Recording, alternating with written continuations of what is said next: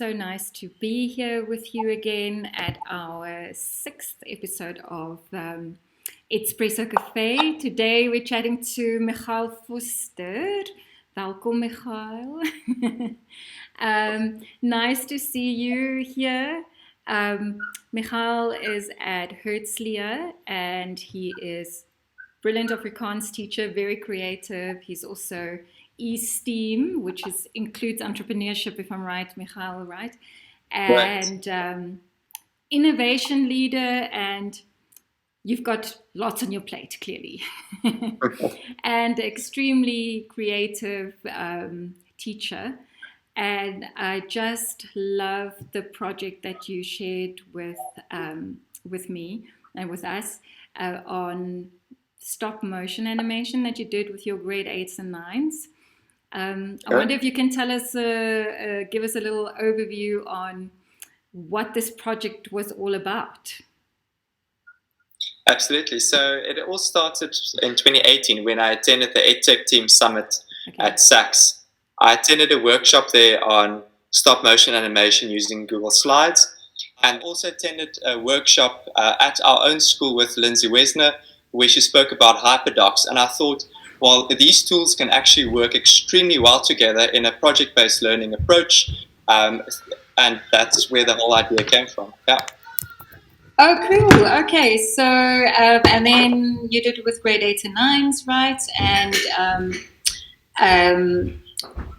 so I know that you did Hyperdocs and you did stop motion. So how did you structure this whole project? Yes, so I mean, the advantage of a Hyperdoc is that you've got so much information, so much resources, literally on one page of a Google Doc. And the magic of links is you can literally, within one word, you can add the link, and then it takes you to, for example, a tutorial video, or to rubrics, or to a website with lots of different tips and tricks where you can learn new things. So that's the power of a Hyperdoc, and we structured it also in a way that it looks like a game board. So sorry, I have it here on the screen so people can see. There's like the you have really got all of the instructions and all of the tutorials here. It's just great, and like you said, it looks like a game board. So, I mean, was it that they had this as a self-paced thing, or how did you do it in the class? Or did you do some things together? Yes, so it was self-paced, although we did provide guidelines. For example, during the first week, they had to complete their planning, and then only in the second week do they then move on to the actual creation of their slides, of their animation. So we did have weekly guidelines, and that allowed us, because the Hyperdoc literally takes them through the whole process, we as the teachers can then become the facilitators and actually help the different groups, as opposed to standing in front like a traditional lesson. Yeah, I love that. And it's so nice that they have something to hold on to, right? So if all the tutorials are there, I just think that's really awesome. For those of you who are interested in learning how to do Hyperdocs, have a look at our upcoming events. We're doing Hyperdocs in a fun future-focused Friday. So have a look at that and join us for that. But back to you, Michael. So tell me, how did the kids, did they enjoy it? What was the feedback? Because Afrikaans, I mean, I think you're quite ambitious to take on a project like this. It's not the easiest of subjects to teach, right? Absolutely, you're correct there. So we actually launched the project a week before they actually started with it, and that created a lot of excitement and anticipation, and they were already coming up with different ideas. So they were fully prepared. They were so excited to start the following week. So, and I mean, that pulled through right to the end. That kind of engagement that you really want from your kids, so much so that they actually didn't hear the bell at the end of the lesson, and they just continued to work on their projects. Yeah, listen, then you know that you've got the right recipe, right? If they don't want to leave your lessons, because they are they're busy talking Afrikaans And tell me, I see on this Hyperdoc also that you've put a lot of resources. So did you, what resources did you use for this project? Yes, correct. So we used quite a few YouTube tutorial videos. We made use of websites that explains the process of writing a dialogue, for example, that they needed for the stop motion project, and also some tips and tricks, like, for example, how to screen record your project once you're done in slides. So all those resources were compiled in the one Hyperdoc. Yeah. Oh, that's awesome. And the kids then did their screen recordings, and they loved it, and they didn't want to leave the classes.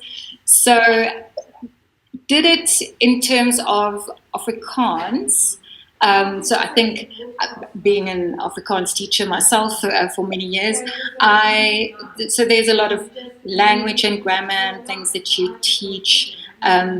Did it really kind of tick the curriculum boxes?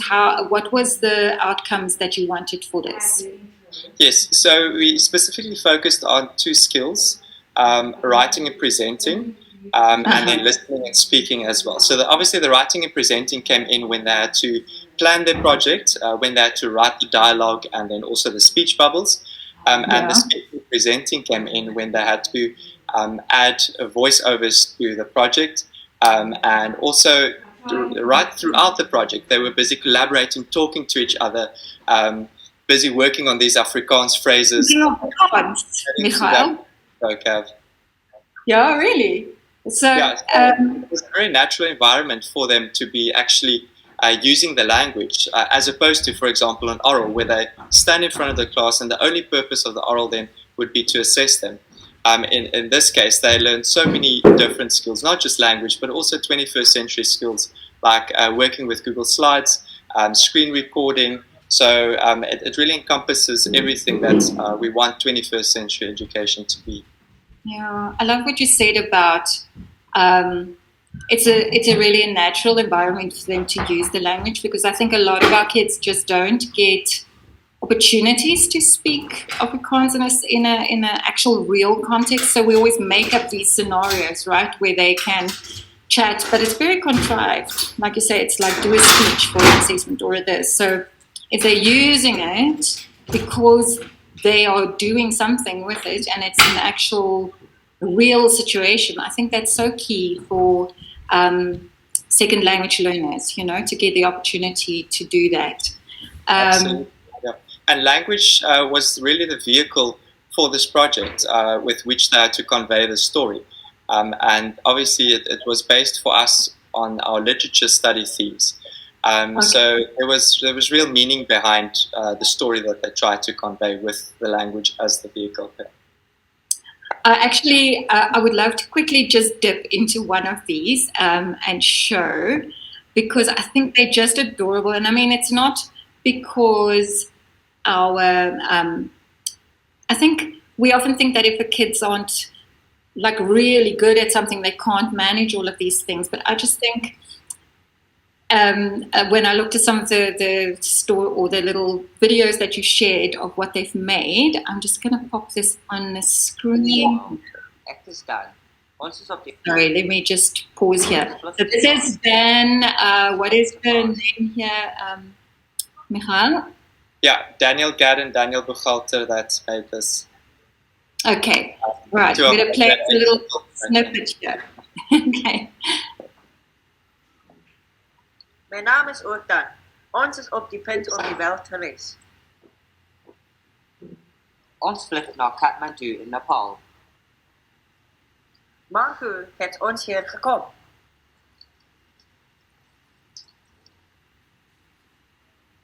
Wat het gebeur? Ons het die competitie gewen om oral in die wêreld te gaan.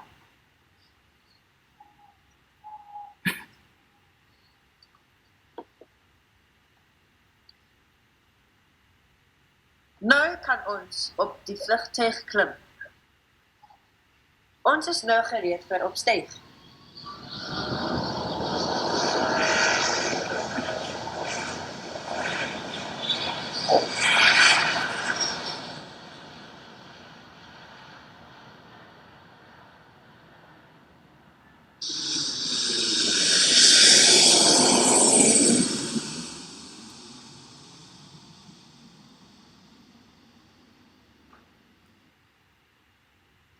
Ons is in die strate van Nepal.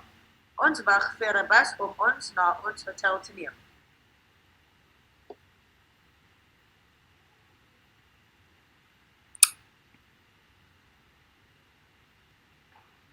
I'm just gonna stop it there, but I just think it's just so cute. So they use Bitmojis as well, right? Exactly, and they absolutely loved using the Bitmojis, and it just created the fun and the engagement as part of the project. So yeah, absolutely loved it. Love it.